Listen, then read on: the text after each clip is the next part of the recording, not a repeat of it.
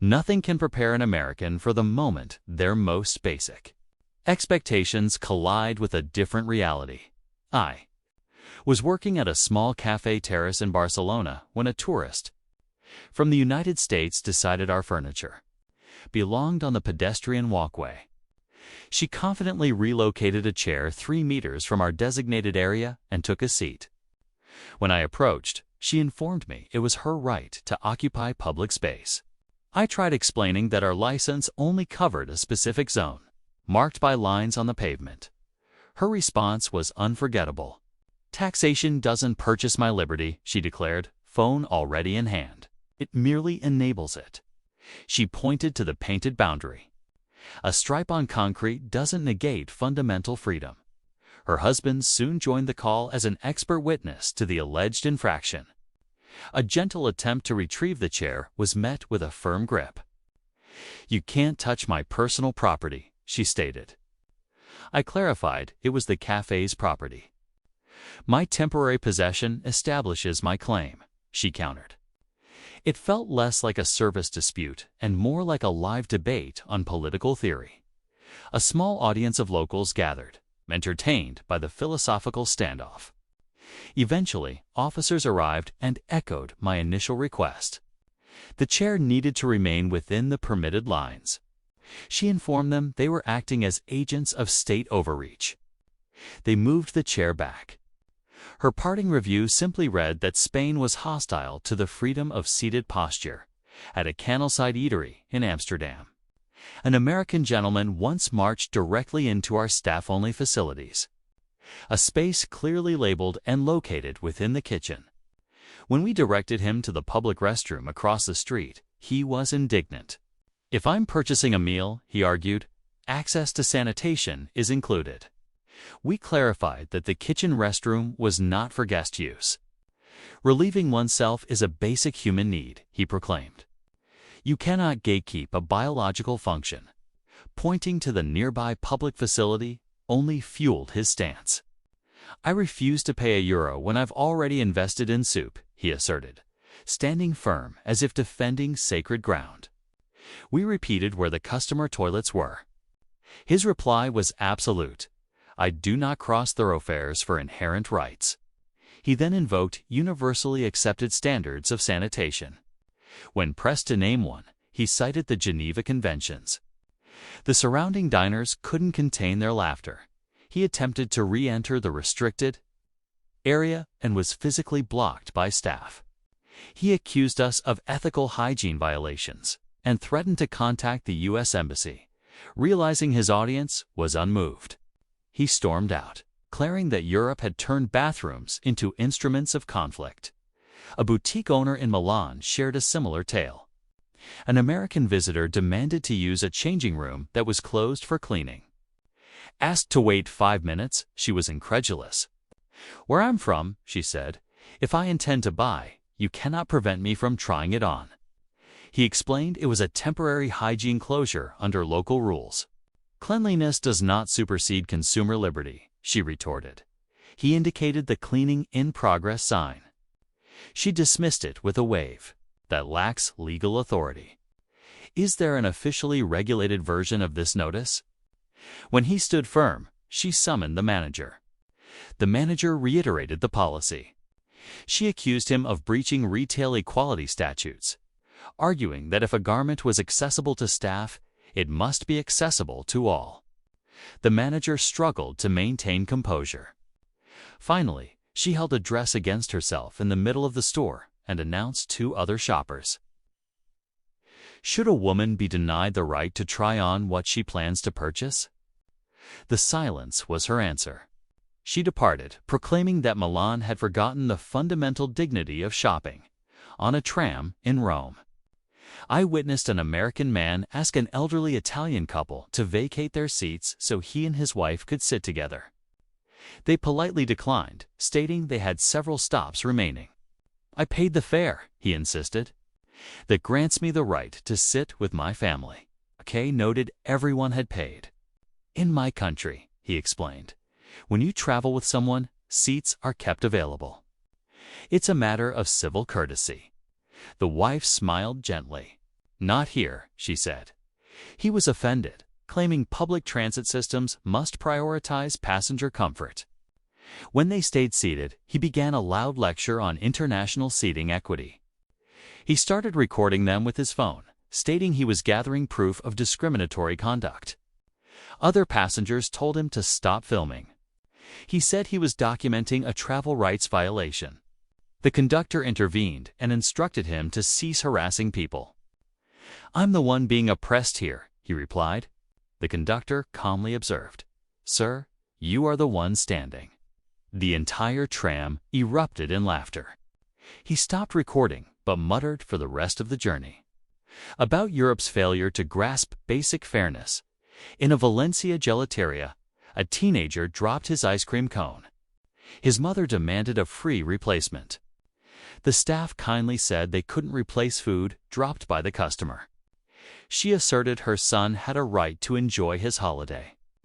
They apologized, but repeated the rule. "Any respectable establishment back home replaces it," she stated. "It's standard consumer protection." They explained that wasn't the custom here. She claimed Europe lacked hospitality legislation. When they still refused, she asked for the owner. The owner said the same, but offered a discount on a new cone. She declined. "You're exploiting tourists," she charged. The owner quietly noted, "Your son dropped it." She argued the floor was uneven, creating an unsafe dessert holding environment. At this point, her own husband walked away. She left in a fury, advising other tourists to boycott anti-family businesses. The shop staff simply shrugged and cleaned the floor. Sometimes, the most universal right is the right to be wrong in a new place. A lifeguard in Geneva told me about an American who entered a roped-off section of the lake reserved for a swim team. When whistled at, the man declared, "This is a natural body of water, not a private club. You can't lease nature." The lifeguard explained the temporary reservation. The tourist countered, "Scheduled events don't invalidate natural entitlements." Asked again to leave, he crossed his arms. "Show me the legal statute that says I can't stand in lake water." The lifeguard indicated the sign with restricted hours. The man dismissed it. Signage is not law. Laws cite legal codes. He refused to move until a supervisor arrived by boat. The supervisor repeated the explanation and pointed to the public area 20 meters away. "I won't relocate for an imaginary aquatic border," he shouted. Eventually, police arrived. He tried arguing lakes were international waters. They informed him this wasn't the ocean. He finally exited, complaining that Switzerland commercializes nature like a corporation. A Vienna rooftop restaurant. An American couple demanded the best view table, which was reserved. The host explained the terrace was fully booked. The woman said, "You cannot reserve a panorama. Vistas belong to everyone." The host suggested waiting for a cancellation. "We are patrons, not peasants awaiting leftovers," she replied. Her husband added, "In America, if you can see it, it's in the public domain." People in line exchanged glances. When the host stood firm, the husband began filming. This is Vienna, where they deny equitable access to natural beauty. The host remained calm, offering indoor seating or a later return. They demanded the manager, who confirmed the policy. She argued that capitalism shouldn't govern sunsets. Still denied, she threatened a discrimination complaint. The manager replied, "Madam, the sun will set again tomorrow." They left furious, stating Europe had monetized the sky. A Parisian baker described an American customer who wanted his baguette reheated. She explained fresh baguettes aren't typically warmed. He insisted, "I have a right to consume food at a safe temperature." She noted the bread had just left the oven. He demanded it hotter for hygienic reasons. She said reheating wasn't standard. He claimed it was mandated by food safety regulations. She told him French bakeries don't operate that way. "Well, they should," he retorted. When she refused to microwave the fresh loaf, he accused her of violating thermal compliance laws. She offered a different one. He threatened legal action if he fell ill.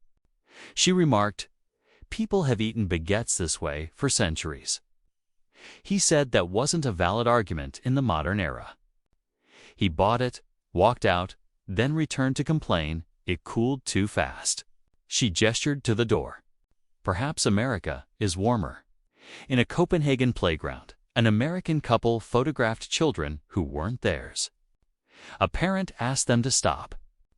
"We're documenting authentic local life," they said. She explained taking pictures of strangers' children without permission wasn't permitted. "It's a public park," they argued. Public means photography is unrestricted. The mother said privacy laws still applied. They rolled their eyes, commenting that Europeans were irrationally camera-shy. Other parents gathered.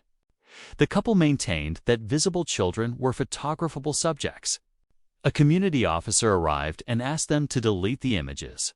They refused. "We have First Amendment protections," they stated. "Not here," he said. "Rights are universal," they insisted.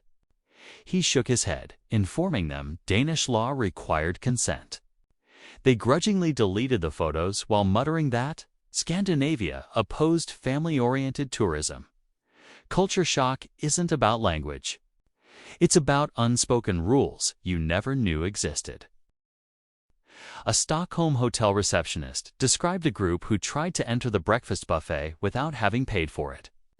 When stopped, they said, "We paid for the room."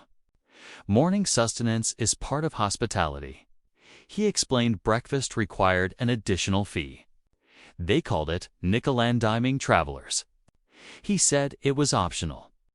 They claimed optional fees violated consumer fairness laws. Denied entry? One man declared, "Breakfast is a human right." The receptionist calmly replied, "Then it will still be available downstairs once you pay for it." They demanded the general manager, who confirmed the rule. They attempted to sneak in, but were blocked by a waiter. The group began chanting, "Access for all." Other guests stared. Eventually, they left, writing a review that Sweden discriminated against hungry international visitors at a Munich hotel. A man tried to climb onto a decorative, non-functional balcony barred off from his room. The receptionist warned him it wasn't accessible. "If it's attached to my room," he argued, "I have a right to use it." She explained it was purely ornamental. "You can't advertise exterior features and then prohibit them," he said. She noted they didn't advertise the balcony. He pointed to a website photo showing the building's facade and claimed that constituted promotional material. She nearly laughed. He repeated his request, threatening a complaint for false architectural representation. He even demanded compensation, arguing a blocked balcony reduced airflow. She reminded him the windows opened normally. Airflow isn't the same as psychological open space, he contended. When security prevented him from squeezing through the bars, he claimed he was being held hostage on the wrong side of his own balcony. His review stated, "Germany restricts vertical liberty as a property manager in Berlin. I once had a tenant install an elaborate Christmas display covering half the building's exterior. I informed him external modifications were forbidden." "You can't suppress holiday spirit," he responded. "That infringes on cultural expression rights." I showed him the contract clause. He said contracts can't override festive freedom. When neighbors complained, he accused them of religious suppression, though many were also Christian. Told to remove the lights, he demanded documented proof of holiday decoration regulations. I showed him the building policy. "Policies aren't laws," he said. I showed him the municipal code. "Laws should be optional for renters," he argued. We finally removed the lights ourselves. He claimed the city was persecuting joy, moved out early, and said Berlin lacked spiritual respect. The neighbors quietly celebrated the return to a dark, peaceful facade in Zagreb. A couple walked into a crowded restaurant with a reservations-only sign and sat at the sole empty table. The waiter said it was booked. "But it's unoccupied," the husband said. The waiter said guests would arrive shortly. "Holding tables is discriminatory," the husband insisted. "Public dining should operate first come, first served." The waiter reminded him restaurants aren't public institutions. They looked stunned. Asked to leave, the wife demanded, "Show us the law that lets restaurants hold empty tables." The waiter pointed to the host's stand. She said that wasn't legal proof. The manager repeated the request. They accused the place of class-based segregation. Moments later, the reservation family of 8 arrived. The Americans refused to move until the manager mentioned police. They departed loudly, declaring Europe valued chairs more than tourists. At the Acropolis, the family tried bypassing the entry queue. Security stopped them. The father said, "We have online tickets. That means we skip lines." The guard said online tickets still required queuing. The man called it deceptive digital marketing. The guard repeated the rule. The man argued queues violate visitor flow rights. No one had heard that phrase. When security directed them back, the mother started filming, narrating that Greece penalized efficient tourists. Other travelers looked embarrassed for them. Upon refusal, guards escorted them to the line's end. The father shouted, "This is tyranny over punctuality." A teen behind them whispered, "Dude, it's just a line." A Rome hostel worker told me of a backpacker who demanded mandatory quiet hours in the afternoon for his nap. The worker said quiet hours were only at night. The backpacker argued sleep was essential and couldn't be time-limited. The worker said hostels were social spaces. Socializing can't override unconsciousness rights, he claimed. People in the common room laughed, refused. The backpacker accused the hostel of violating rest equality. He even asked to have others moved from his dorm so he could nap alone. Denied again, he threatened to report them for sleep abuse. He ended up napping on a patio chair, then complained the sun was being aggressively disrespectful to nap. These moments reveal more than simple misunderstandings. They're clashes of deeply ingrained cultural operating systems. If you found these glimpses into the friction of travel compelling, illuminate this channel with a like and follow Winds of Thought for more explorations into how the world works and, sometimes, doesn't.